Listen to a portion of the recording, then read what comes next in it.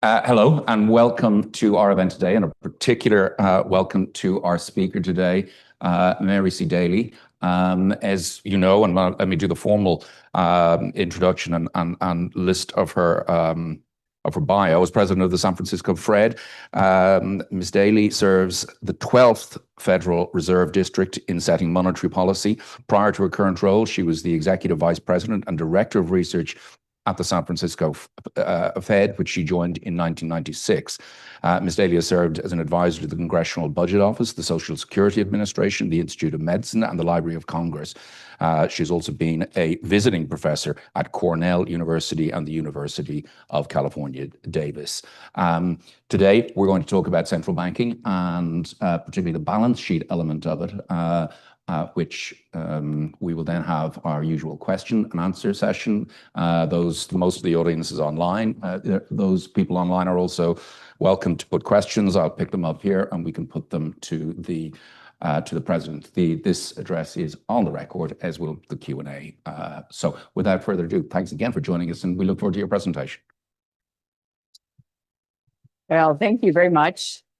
And thank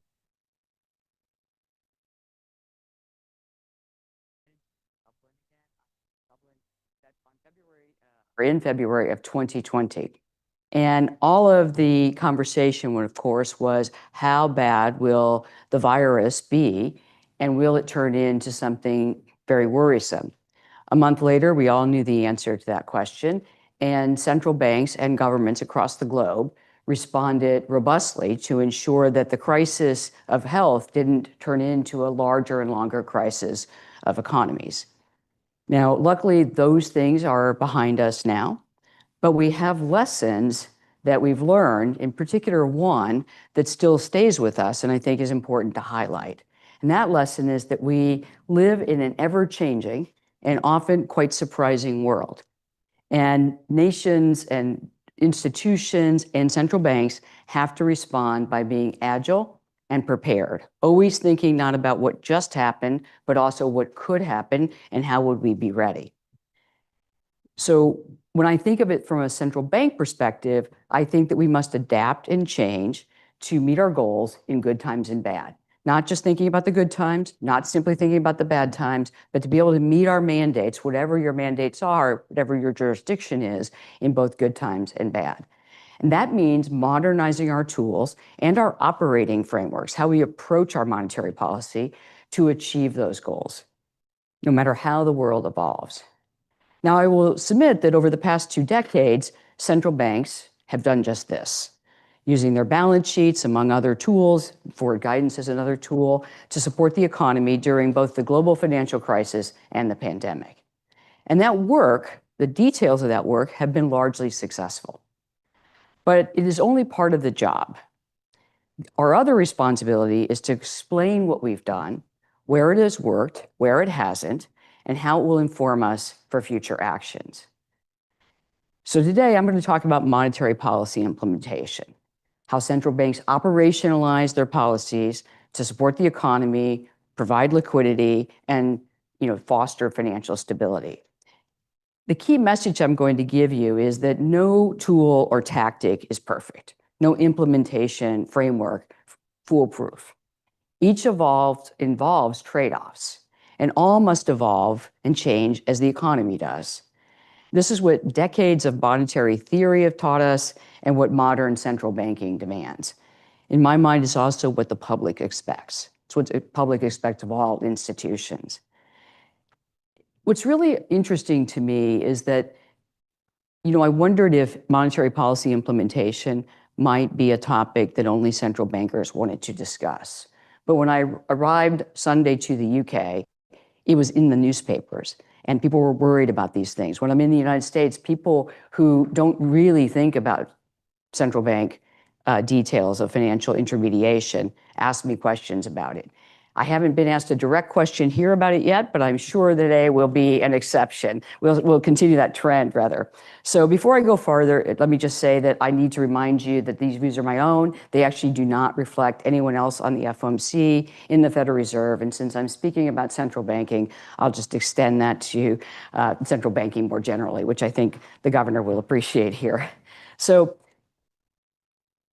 Just think about central banks. We set our monetary policy in accordance with our mandates, and our mandates are given to us by the jurisdictions that we serve.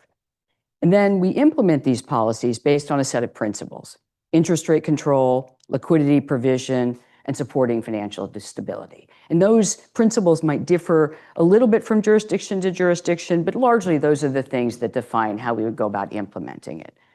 So for most of central bank history, this could be accomplished, achieving these goals and maintaining the stance of policy and liquidity, could be accomplished with small and stable balance sheets and management of scarce reserves. So scarce reserves, or reserves in general, in case you would like a refresher, are the cash and central bank deposits held by financial institutions. Our balance sheet liabilities at central banks mostly reflected then currency in circulation, required reserves for commercial banks, and official government accounts. But that was not a perfect system. With scarce reserves, private banks had to compete for a key operational resource: liquidity. And they relied on each other, what we call the interbank markets, to manage much of their short-term cash needs. And since reserves were, from a private bank's mind, idle resources, they only kept a minimal stock of them to meet regulatory requirements, meaning the banking system overall had a very limited aggregate buffer of liquidity. Now, frankly, this worked pretty well in normal times, but it was much less resilient in times of stress, when interbank markets faltered or macro shocks led banks to need liquidity all at the same time in order to meet their simultaneous customer demands. These vulnerabilities that I just mentioned, they played out in the global financial crisis. Stresses rose, liquidity dried up, and most central banks needed to provide emergency support to repair disrupted financial markets. You might remember those times. Central banks bought government securities and other assets to flood the system with reserves and meet the broader demand for liquidity. But as you might remember, asset purchases weren't limited to repairing market functioning. Facing a financial crisis and the zero lower bound on interest rates, when most central banks just couldn't lower their interest rate anymore, they also used, that is, central banks, used asset purchases to support monetary accommodation and the economy. These interventions worked, and they lessened the impact of an already severe crisis. And this is something there's been a lot of post-mortem studies on, and is basically a consensus that this worked, these interventions worked, and they softened the severity of the crisis, which was still very severe. Central banks took a similar approach to managing the pandemic, providing reserves for market functioning and monetary policy support for a weakened economy. And again, these interventions were successful. So then, and here's the point of the talk. So then, what is the problem with balance sheets? Why are they in the newspaper? Why do I get asked when I'm out in the United States? Why are they on people's minds at this point in time? It said simply, why are there so many critics?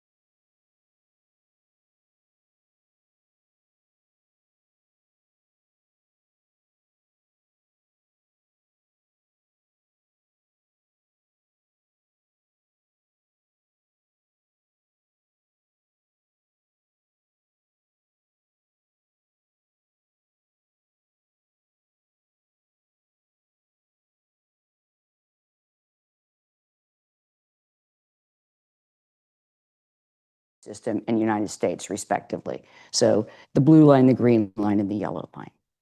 Now, they've come down since their peak, as you can see from the chart, but they remain larger than before the financial crisis. And this is where things get complicated. In nominal terms, balance sheets will likely never return to pre-GFC levels. They'll never go back to the levels they were at in 2005. And that is because central bank liabilities other than reserves, other than the things we control, have also been growing. The best example I can provide for this is that currency in circulation, which is a core liability to a central bank, has increased roughly threefold over the past 2 decades in the 3 jurisdictions shown on the chart. The other large liability that central banks hold that is not something that we control is government accounts. And the government accounts, like the checking accounts of our governments, our treasuries, those are influenced by how national treasuries want to receive and make payments and how much of a buffer they would like to have on hand. So this has also grown, and this growth has been a particularly important part of the Federal Reserve's continued size in the balance sheet. Now, as I just said, importantly, neither of these 2 liabilities is controlled by central banks. We just facilitate, we do not choose. And so they expand naturally as the economy expands, and there's very little that we can do to make that lower. This means that central bank balance sheets will continue to grow over time, even if we don't do any interventions for financial stability or liquidity or monetary policy. So the second reason that I think there are concerns about the balance sheet is that the balance sheet, as you'll see over there, rise really rapidly and fall very slowly. So you can see the ramp up has been even more dramatic than in the financial crisis, which was over a longer period of time, very rapid in the pandemic support. So it goes up very fast, but it comes down very slowly. In crises, so I'd like to explain the reason why that happens. In crises, central banks provide immediate relief and sizable support to try to stave off calamitous outcomes, worse outcomes. And since financial markets are already challenged, they're already disrupted, dislocated, depending on the severity, the impact on market functioning and the economy is only beneficial. You're going in to fix something that isn't working, and so the interventions can help repair these financial market disruptions. But the reverse is not usually true. So when markets have improved and they're healthy and they're functioning normally, central banks traditionally have to be a little more careful, reducing balance sheets only gradually to avoid disrupting market pricing, to avoid being a footprint that creates a distortion. As we gain more and more experience, of course, and markets do as well, balance sheet normalization could proceed more quickly. But it's unlikely that it will be as fast as the run-up. And so you'll always, in all likelihood, see a fast run-up and a slower decline. And the third reason that balance sheets often draw criticism is that it's typically quite unclear to the public why they are changing. Now, that is understandable because balance sheets can serve multiple purposes, including emergency liquidity provision, like when you have the interbank market struggle or counterparty risk, as in the global financial crisis. But they also have policy accommodation aspects to them when interest rates are near zero. They can support overall financial stability if you want to keep more reserves in the system in general, like in the United States, where we've moved to an ample reserves regime. And it can also be effective for interest rate control. So that's 4 purposes. In many cases, these purposes get intertwined simply because you're doing many of them at the same time, or they're going in an order that makes it quite unclear to the public which one is driving which one is rising and for what purpose. So this makes communication, in my mind, essential, acknowledging the multiple uses, and when possible, identifying how each is driving the balance sheet growth. So facing all of these concerns, these 3 concerns, what should central banks do and perhaps do differently or just more of the same? First, we should assume that people want to know, that the public is interested in things that affect their lives, livelihoods, and the economy. It's better, I think, to explain our actions than to assume that our actions speak for themselves. Providing detailed and abundant information improves understanding and respects the public's ability to judge. Something I learned after the global financial crisis and then again in the pandemic, and you know it, but you really see it when you go through crises, is that people do want to know. And when they don't have an understanding, it's up to us as central bankers to do a more consistent and better job of explaining.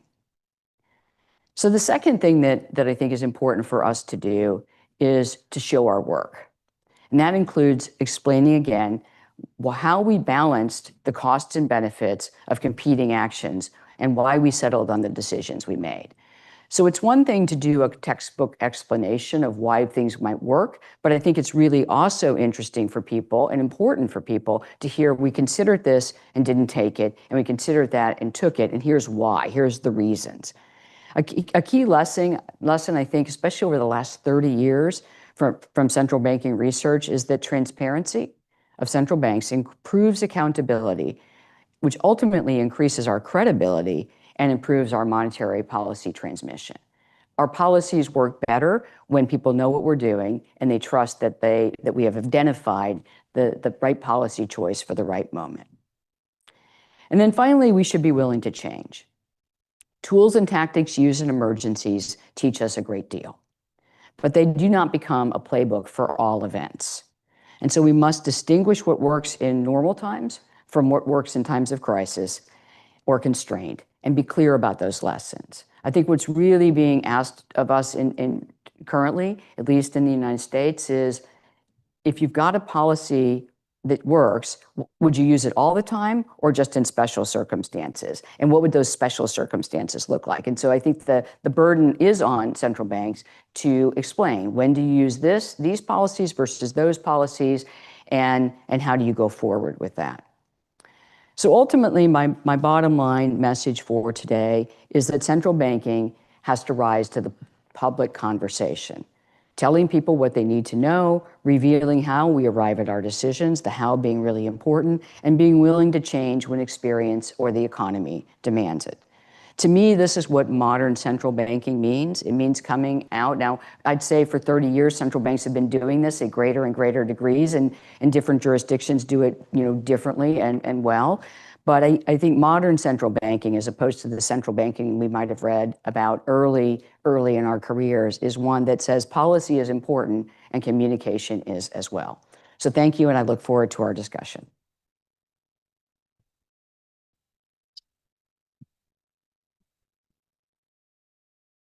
Thank you so much, President. I think we'll come back to questions specifically on the topic of the balance sheet of central banks. But maybe to kick off, I know a lot of people will be interested to get your views on the state of the US economy. It's a very confusing time.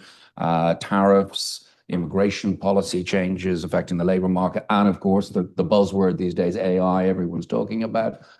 It's hard to see where the US economy is. Would you like to share your thoughts on the state of the US economy right now? Absolutely. So I'm going to start by saying that at the beginning of the year, the US economy came into 2025 in a good place. I thought policy was in a good place and the economy was in a good place. And we had inflation coming down, the labor market looking fairly solid, and growth being, near or a little bit below trend. So that's a good place to start. And then we had, of course, a series of announcements, as we often do with an administration, comes in and makes a series of announcements that are consistent with the agenda. And those announcements were, as you listed, trade and immigration policy, but also tax policy, extending tax relief, and finally deregulation, doing things to take some of the regulation down to incent businesses to invest and spend more. So that had been happened. That created some uncertainty, a big rise in uncertainty in the US measures around the times that those policy changes were announced. Since that time, the uncertainty has come down quite a bit. The uncertainty measures show that it's coming back to, perhaps not quite normal levels, but reasonable levels that I have seen in my career in the past. In fact, I've seen many more uncertain times than the one we face today. So I have changed to calling these times interesting and sometimes complicated. Because, and how do I measure that? Well, when you ask businesses, how do you feel? They say uncertain. When you ask businesses in the United States, what are you doing? They say, I'm investing. I'm just making sure I don't take tremendous risks. I'm taking smart risks. And I'm making sure that I, expand and grow my business so I don't get left out, but I'm not taking, growth risks where it had to be price to perfection for this to work. And that to me looks like an economy that has cautious optimism, and that's what we see.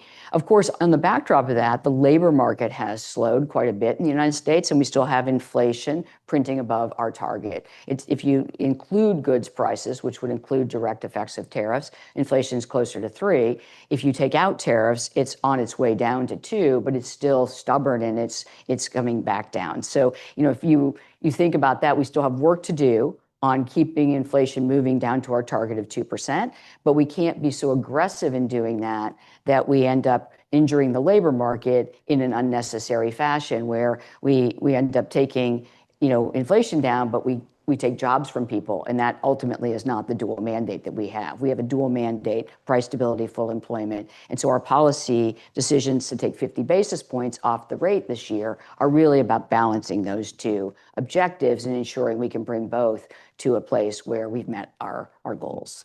And just a quick follow-up in terms of the next decision on rates. Do you feel you're appropriate now, or do you expect another cut this year? I think that's a really important question, and one that I think it's just essential to continue to get the right information before we make a call. To my mind, it's premature to say definitely no cut or definitely a cut. What's more important is to say the direction of change in policy is looking like it be towards neutral. How quickly we make those decisions to get to neutral will depend on the incoming information and what it tells us about the evolution of the economy, the most likely evolution. So I really think there's a premium on waiting to decide until you have as much information as you can possibly have to make a good decision, but not waiting so long that you become inactive because you're paralyzed with not having the last piece of information you think you might use. So I've got about 4 weeks before the next meeting, and there's a lot of information that comes out between now and then, and so that's why I have an open mind, but I haven't made a final decision on what I think, and I'm looking forward to debating it with my colleagues. Great, good. Questions. We'll go to questions. We've got a question, if I could go to the former governor of the central bank first. Patrick Honan is a former governor of our central bank, Patrick. And please, online questions are welcome as well. You can put them on the Q&A function and on Zoom. Patrick. Thank you. The balance sheet, the moment at the largest and most rapid increase was at the beginning of the pandemic, as you said. A recent paper by Anil Kashyap and his colleagues, they came out in the Brookings papers, suggested that there was a smarter way to deal with this disruption in the market, that it had to do with the basis trade that was going on, and that if the Fed had understood more precisely what was going on, they could have intervened more surgically with maybe intervening in some derivatives, and which would not have left this huge volume of liquidity sloshing around in the system. Where do you stand on that? So let me say that there are academic studies and critics on both sides that say we should have done things faster and not waited so long. We should have done things not at all and been more surgical. What I think is that we really have to take a deep look at how much we did, how we did it, when we did it, but we also have to recognize that we didn't know, as he admits, right? It's really hard to know in real time what's happening. And so you've got a market that is faltering and could completely dislocate. And if you remember the financial crisis, dislocations that spread over into counterparty risk and nobody wants to lend to each other, they're just very challenging to get over. And then we end up doing a lot more. So I think we need to take that information in and then start building and preparing for what do we do in a variety of types of crises. So, our most learning with the balance sheet came in the financial crisis. So we learned what we knew there. Then the pandemic came and we had those tools. So we're also using them because no one also knows that pandemic hadn't happened for 100 years. So no one really knows how bad this is going to be. In retrospect, and this is why we do postmortems, I think, you go back in and you say, could other policy interventions have worked? Anil Kashyap has one idea, other people have other ideas. And what would we need to know? And this is the really important thing. What would we need to know to identify one type of shock from another type, right? So one of the things that comes through in his paper is it's hard, they didn't know in real time. Well, in real time, what do we need to know to understand what would be the best package of things to do?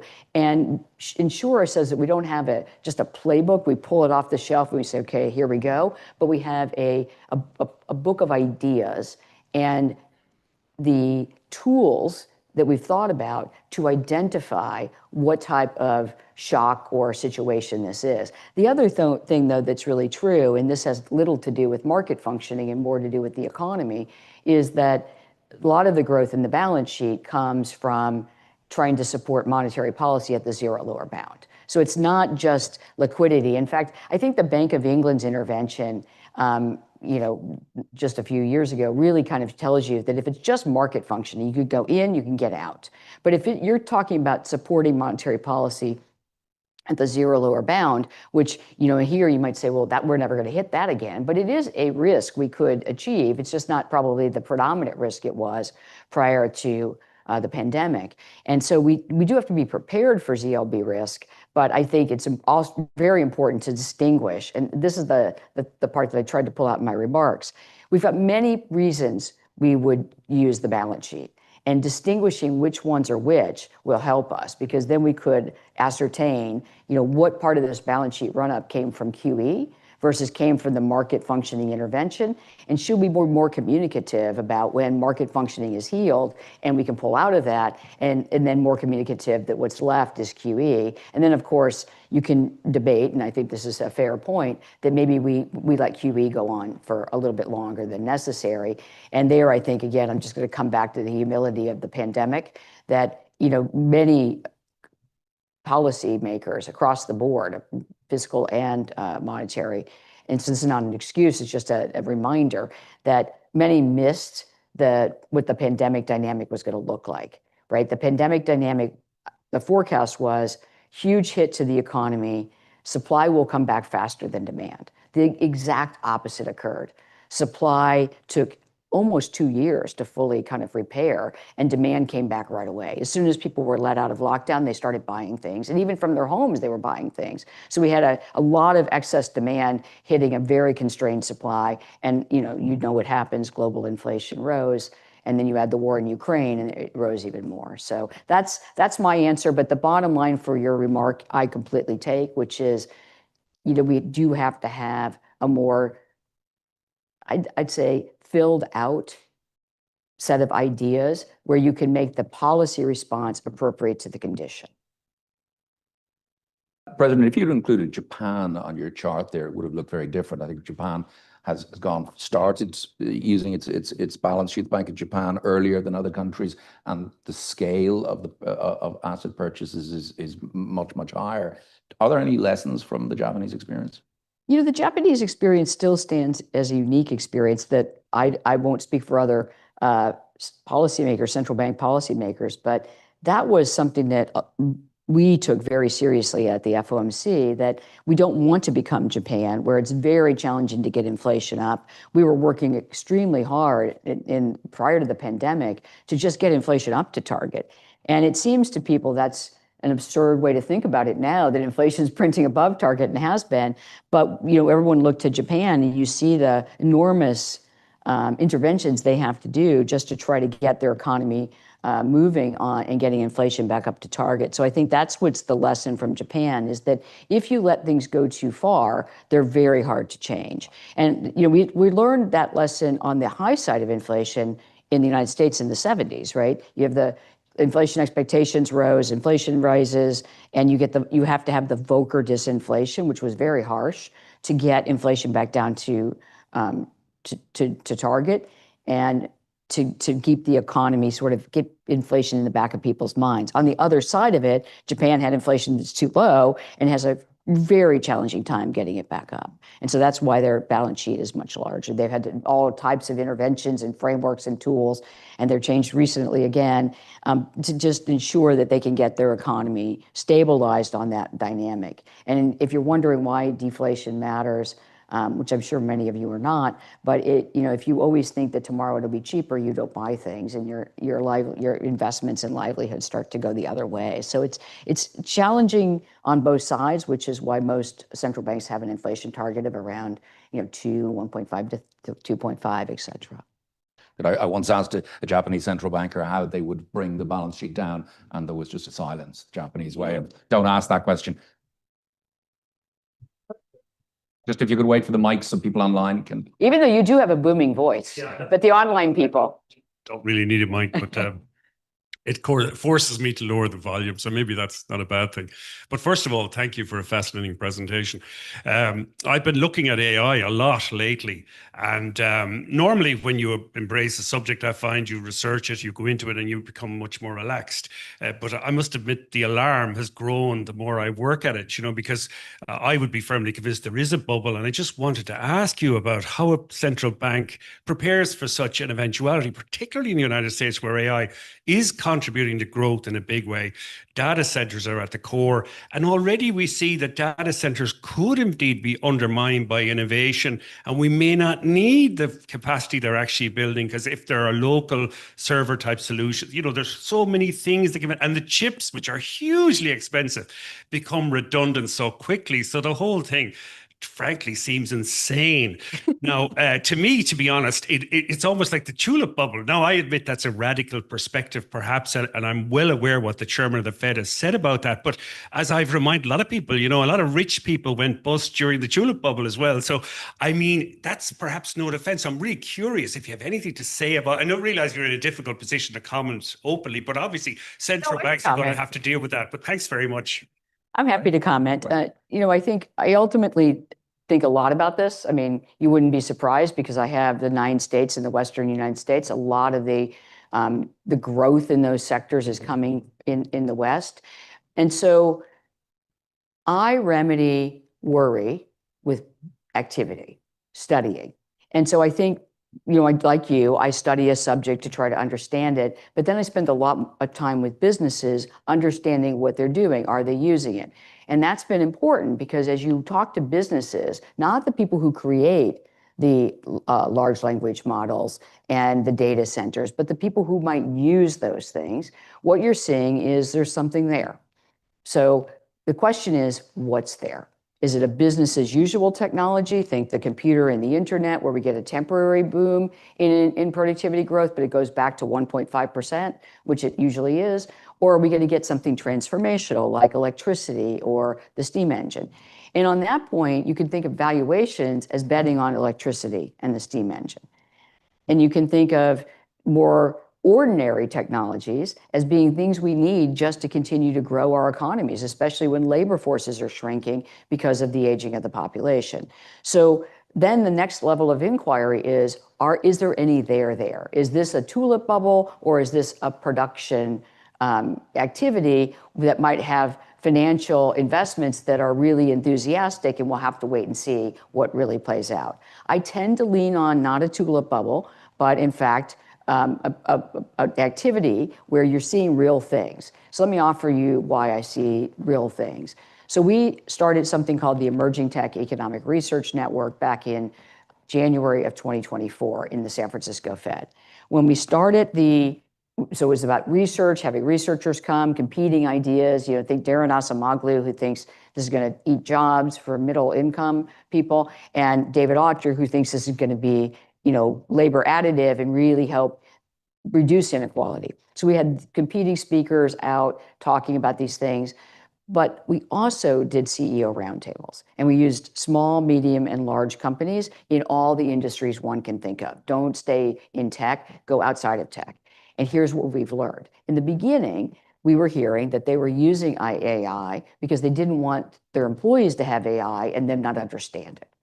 Then they started using AI because they were worried you were going to use AI and you would get ahead of me. And they were right. So, but another business might do it. Then, and now, in the last, I'd say since January of this year, they're using AI because they see value.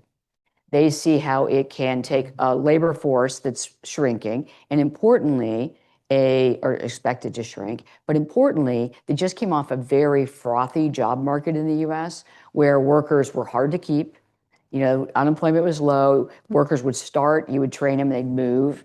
And they just are somewhat scarred by this, right? And now they also face some uncertainty about just how quickly the US economy will grow. So usually firms substitute technology for people and hiring when they are thinking about that. So we have those things going on, but they're really getting more productive. And it's not productivity that looks like electricity, because these are early days, but it is productivity that looks like, oh, I can change some of my business practices because I now have an AI assist that can help a junior person come in and be as effective as a 3-year tenured person. I can have, one of the first encounters I had is copywriting. I can have 3 copywriters do the job of 15 copywriters because AI can check all the things and write up small things, and I can leave my actual people copywriters to do the things that help our business grow. And those are and you're seeing this in medicine, you're seeing this in marketing, you're seeing this in technology and discovery and idea generation. As an economic researcher, my team and myself, you can do a lot more faster by solving your models in AI and then checking them than you can do if you have to solve them on the whiteboard for a week or on your pad of paper and then have your RA check them, your research assistant check them. So I think these are productivity enhancing. It's just, I don't know yet whether they're going to be transformational. But there's a lot of people betting on it being transformational, and the necessary first step to transformation is actual just ordinary productivity gains. So what I don't know, and this is the final thing I'll say, is how patient the investors will be to wait the decade it'll likely take to see if this is electricity. And so, that's where I think the valuation question comes in. But if it's still productive, if there's still real people doing real things and getting real output from it, doesn't look like tulips. And Mary, could I ask a follow-up in terms of what you're hearing, the feedback you're getting? Those people who are losing their jobs because of AI, are they reskilling? Are they moving elsewhere? What sort of impact is it having on those? Are you hearing anything? So what's interesting is we haven't heard a lot about job losses. There are job losses from AI. In fact, Patrick Collison, who I know you're all familiar with because he is the co-CEO of Stripe, I was on a panel with him at a Reagan National Economic Forum, National Library Economic Forum, and he said, I'm net hiring coders, but I'm laying off a lot of coders too. So I'm letting go of coders who have old skills, and I'm hiring coders with new skills. And so my net coding employment's gone up, but it's just different people. And for those individuals, I think it really is going to be important to retrain and refocus. But that, if you've looked at, I've been studying economics long enough, if you look at the history of doing this, both nationally in the US and globally, it is hard to just have people retrain themselves. It's really something that I think, typically governments also help with and think about is if we're going to have a massive technology shock that changes the location of people, what do we do? And it doesn't have to be governments do it. They just can think about it, and we recognize that retraining is important. Certainly we're doing it at the Federal Reserve System, is making sure our people are getting the opportunity to train. I'd say even more than retrain, it's train up. Right? If you came in and you're not native AI users, how do you do it? We've had quite a bit of success with getting people at least to move off their phone and into our ring-fenced platforms to just interrogate AI and see what it can do. But you have to practice to be good at this, and you have to think and be innovative to actually think about how you can make an ROI out of it. It's one thing to know how to use it. It's another thing to have a rate of return generated from it. And I think that's the open question. Question at the back there. Hi, an excellent presentation. Thank you very much. I guess two You might introduce yourself. Oh, sorry, Dermot Murphy, IOB. So we train those working in financial services and central banks as well. So maybe just two questions if I can. How do you see the central banks, or sorry, the Fed's dual mandate in the context of the climate agenda? And then relating more to your presentation in terms of the balance sheet, ensuring the system's ability to access the balance sheet. Have you any reflections on operational readiness and the topic of stigma? Sure, absolutely. So let's, did you say, can you repeat the first one? I couldn't hear if you said current or climate. Climate. Climate, okay. So on, on the first one then, let me say that in terms of our dual mandate, it was always about full employment and price stability, separate from any other objectives that we might have socially or fiscally, which the Fed, we're agnostic to those things because we have a very narrow mandate set by Congress in the US that says you will focus on price stability and full employment. For us, that means 2% inflation. And it means, if you, and we've released this in our latest framework review, that employment that is consistent with stable inflation. So those are our mandates. We're in a very narrow remit, and we use our tools to accomplish that very narrow remit. So when we're thinking about external forces, like people being worried about it, really, we don't think of it as climate as much as weather. If people are worried about weather, and weather is affecting allocation of activity, insurance, et cetera, we're taking those as just inputs to economic activity, not something that we would participate in terms of an agenda of our interest rate setting. Those are always about full employment price stability. Then on the balance sheet, that I'm going to separate the readiness of the banking system to partake in any liquidity provision we have and our policies that create liquidity in the system. I'd say the thing that we've really moved towards, ample reserves regime, which if I didn't dig you into this because every jurisdiction does it a little bit different, and this is a very US specific idea, and that is that we want to make sure that liquidity is amply provided so that you don't have the fragilities rise up that I talked about early in the remarks, where banks are just trading among themselves for liquidity, and there's not much of a buffer because you're not out incentivizing them to do it, to keep a buffer. At this point, we have ample reserves, which means that, and we just announced that we're going to stop running our balance sheet off, and that will start in December. We just announced that at the last meeting because we think we're near ample. And in fact, if we get below ample, we would start purchasing assets again to make sure we stay at ample. That ample helps us with interest rate control, making sure that our rates don't trade outside of our administered rate range.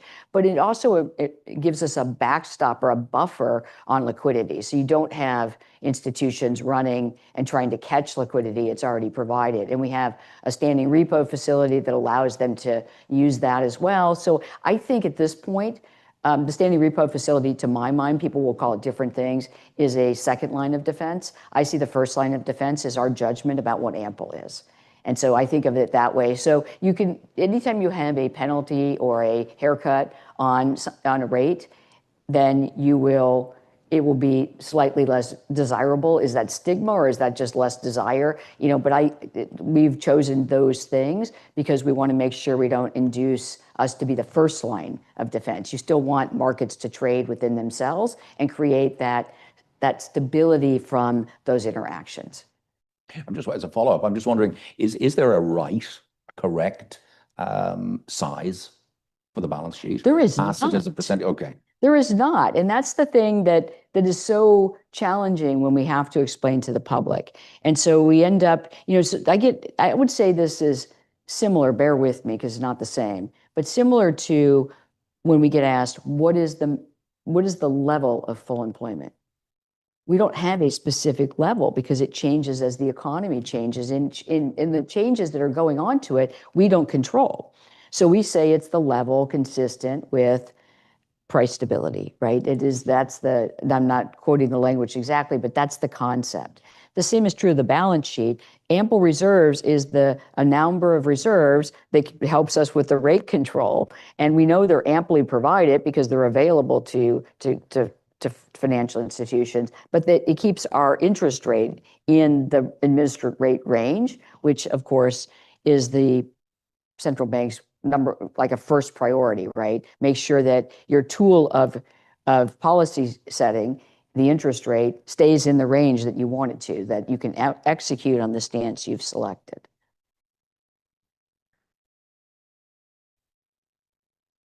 Hi, welcome to Dublin, and thanks for this presentation. I'm Olivia from Bloomberg, our Dublin bureau here. A question, you say inflation excluding tariffs is closer to 2% now, but the headline number in reality is what businesses and households are experiencing, and that's about 3%. So in your mind, what are the risks of entrenched inflation expectations, as tariffs keep getting rolled out? That's a terrific question. I actually posed this question this way. So if I may, so we really have to think about, as at this point in our history in the United States, are we in the 1970s? Are we in the 1990s? So I know this is a simplified version, but let me walk you through why I think this is a really good question for us to ask. If we're in the 1970s, then the lowering of the policy rate when inflation's printing above target, as you noted, will spur inflation expectations, will create another run-up in inflation, and we'll end up in a situation where inflation expectations drift off and we have a much harder problem to solve. Now, in the 70s, just to be factual, the policymakers at the time missed that productivity growth was slowing at that moment. They missed a structural slowdown in productivity growth that amplified the inflation dynamic, but then it got ahead of itself, and we ended up with rapidly growing inflation and high, and we had to do the Volcker disinflation to get it back down. So that's one way to think about that. The data I would look to for whether that's happening is really three things: inflation expectations at the short, medium, and long run, and what they have looked like, not just in a moment in time, but over time. So consumer expectations, inflation expectations, rose pretty significantly after the tariff announcements, and then came back down as it was realized that tariffs weren't going to have the pull through really onto like electronics and other things that many feared. The second thing that I look at, though, is the medium and longer run, and those have been relatively stable at levels that are consistent with our 2% target on inflation. So I think that's where you would look. And when you look at that, you can say, is that spiral starting, and is it beginning? Is it picking up any steam? So obviously keep looking at that. On the 90s, why do I ask, is it the 90s? Because if we're in the midst of a productivity acceleration, even if it's not transformational, even if it's just ordinary productivity, business as usual, but we get a bit of a boost, like we did in the computer and internet period, revolution, people called it back then, but it moved productivity growth from 1.5 to 3.5. And if you remember the 90s, or even if you don't, I can explain a little bit of them, that in the 90s, I started at the Fed in 96. And one of my key jobs early on in my career, I'm a PhD economist, I'm studying all kinds of things, but one of the things I needed to do was for Chairman Greenspan, ask, we don't see productivity in the statistics, is there any signs it's going on there? So I was set out to talk to businesses and others, and you could see elements of this all over. And so what it allowed policymakers to do at the time, there were vigorous debates about whether they should raise rates in the 90s because the unemployment rate was fairly low and they weren't sure about productivity growth, and inflation was above target, it was 3% roughly. They were afraid that the low unemployment rate would spur inflation. But other sides said, well, workers are quite insecure and and we see some signs of productivity growth, and they held the rate constant, and we ended up with the booming 90s and near at target inflation. So that's not to push the idea that this is the 90s, it's to push the idea that we have to interrogate both sides of that risk. And if we only focus on one risk, inflation, we risk the other side of things, which is cutting off growth and the labor market in a way that I think history and all of us would regret. So both sides are important. Always bring two ideas to the table and see, or more, and see which one do you find evidence for. So I'll be looking at productivity growth, having more discussions on AI, seeing what businesses are really doing. And I think seeing if they pass any of the additional tariff costs on to consumers, or if they continue to do what they've been doing, which is only taking a fraction of the cost increase and finding other ways to distribute the rest. There's a lot of gloom around generally, I suppose, in the world these days. But it is possible that AI could be really transformative and have an electricity type effect. It is. What probability would you be able to some sort of probability on that? Is it Oh my gosh. 20%? So this is the benefit of being a central banker for a lot of my career. I don't make predictions about things that we don't know about. But I will say, I guess, can I answer it a different way? I think we shouldn't discount the possibility, nor should we assume it's going to be true. And I think a lot of what will determine it is to the extent to which we embrace the possibility of it and try it out, right? And not be impatient that if it hasn't worked yet, it will never work. And not be so convinced it's going to work that we overinvest and we think about this and we say, this is definitely going to work. Because both sides, if I'm trained as an economist, if you go to the corner solutions of anything where you say it's all going to work or it's never going to work, you find yourself really boxed in for most of reality. And so I'm more positive perhaps than many people about, not many people, perhaps half the people. But I'm not an enthusiast, because I think there you're saying it's going to be this way and nothing's going to stop us. That's for the innovators and the startups to talk about. I'm really, as a central banker, thinking, what can we get? Will we get a near-term productivity boost from it? And does it have the potential to really change things? And that would be welcomed when you think about the aging of the population. And so more and more, if countries are going to grow at rates we're used to from before, potential output growth, and labor force is shrinking over time because of aging of the population and lower birth rates, then productivity is going to be the thing that squares that equation and expands the pie at a rate that we're accustomed to. So, I'm hopeful that we'll get something out of it, but I don't have a view that happens next year. Okay. But it could happen in the decade. Okay. Maybe following up a little on the last question from our online audience, Emmett Ryan has a question about the 2% target. Yes. Pretty arbitrary. He wonders that if inflation runs ahead of 2%, would you consider raising the target? Absolutely, and no, unequivocally no. So I have how many people like sports? Hopefully somebody likes sports here. I like sports. So you never change the goalpost or the goal while you're in the midst of trying to accomplish it. So that would honestly, credibility is our most important tool in central banking. Certainly the Fed, we work hard on our credibility. If we say, oh, we can't reach it, so let's just raise it, I think that would be challenges to the credibility that passes on through many decades of central banking, and I'm completely unwilling to do that. That doesn't mean I don't have an open mind to investigate things, but I think that's better done in the 5-year framework review than in the current period when we're still trying to get inflation down. And I don't think just because inflation's been higher means that's a reason to change the target. Because, look at the inflation expectations. They've been relatively well anchored at 2, and 2 isn't completely arbitrary. I will just offer this. You're looking for, I don't know if this is an American book or not. I really don't know. Goldilocks. So Goldilocks, you've got the little chair, the big chair, the middle chair, the bears. So basically, you want something that doesn't make you so at risk of being in Japan's situation, and you want something that people can rationally be inattentive about. They can simply forget about. When we had 2% inflation, most people didn't ask me about inflation. Now, people ask me about inflation, but now they increasingly ask me about the labor market, because ultimately, a big lesson I've had over my career and my life is that people want both. They want price stability and they want full employment. A central banker here has a question. I am so glad I made that disclaimer about central bankers. Nobody else has to take my views. So Ray Lydon, Central Bank of Ireland.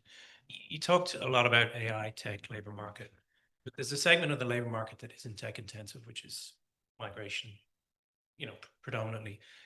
Been a big reversal in migration policy in the US. What's your thought on where that might go medium term, but also how is it filtering into your thinking about current policy as well? Yeah, sure. I actually really appreciate you asking that question, because this is a critical issue right now in terms of how we think about something that's happening in the United States. So we've had a tremendous slowdown in job growth. If you looked at our revision numbers, this is a very large change in employment growth per month, both what we've had and what we can expect. At the same time, the unemployment rate has stayed relatively constant. just up a teeny bit, but relatively flat. So what's causing this? Well, demand. Demand is going down at the same time to match the change in supply, and that's caused the unemployment rate to remain relatively steady. So then the question is, why has demand gone down? Is it gone down as a reaction to changes in supply, so that if you had a business where you used immigrant labor and now you can't get immigrants to work for you, then your jobs don't get filled because you don't have possibilities of people to fill them? Now, I'm going to say that's not my read of the information, but here's why. The arbitrator in that question of whether it's supply-driven or simply a slowdown in the economy, so demand-driven, the decline in demand, a negative demand shock, is prices. And the price of workers is wages, and wages are slowing. So almost in lockstep with job growth falling, wages have been falling and slowing. So they're not declining, but the growth is slowing. And so now they're in a stone's throw, really. They're close to productivity plus inflation, 2% inflation. So when you think about that, that tells you that it was a coincidence that demand was slowing, and so far it's been met by a coincident decline in supply. But going forward, I'm a little less sure this coincidence will continue, because we're hearing that firms continue to be in this low hiring, low firing modality, which means slow job growth. But we've taken a lot of the labor supply down already, so that, if we increasingly start to see job weakness, you might see it coming out of the domestic population, which either has to come through labor force participation, people queuing up outside of the unemployment rate, or it has to go into the unemployment rate. And so if you look at the summary of economic projections of the SEP that came out in September, you'll see that the median of the summary of economic projections from participants is to have the unemployment rate start to drift up as this coincidence starts to diminish. We one from Reuters there. Thank you very much, Padraig Alpin from Reuters. Can I just ask about the balance of risks in the US economy, the balance between the risk to inflation and the risk to the labor market? Is it right to think of this as being on a knife's edge at the moment? Thank you. On a knife's edge. I think I don't tend to use knife's edge, so let me see if we are using different language to describe the same thing. So here's how I think about the balance of risks. The balance of risks had been highly on inflation up until about the middle of this year. In the middle of this year, around July, you started to see softening in the labor market that was completely confirmed by the revisions of the data. And the balance of risk started to shift. And in my mind, I'm speaking here for myself, of course, balancing out. So the risk to the employment side of our mandate was equal to the risk to the inflation side of our mandate. And there was some concern it might even be higher on the employment side. Others would disagree. They'd say it's all in inflation and not so much in employment. But now I see the 50 basis points of cuts we've taken as helping stabilize the risk to the labor market. So I think they are in balance at this point, and maybe even still slightly higher on employment, because the evidence has come in over the course of this year that says inflation's been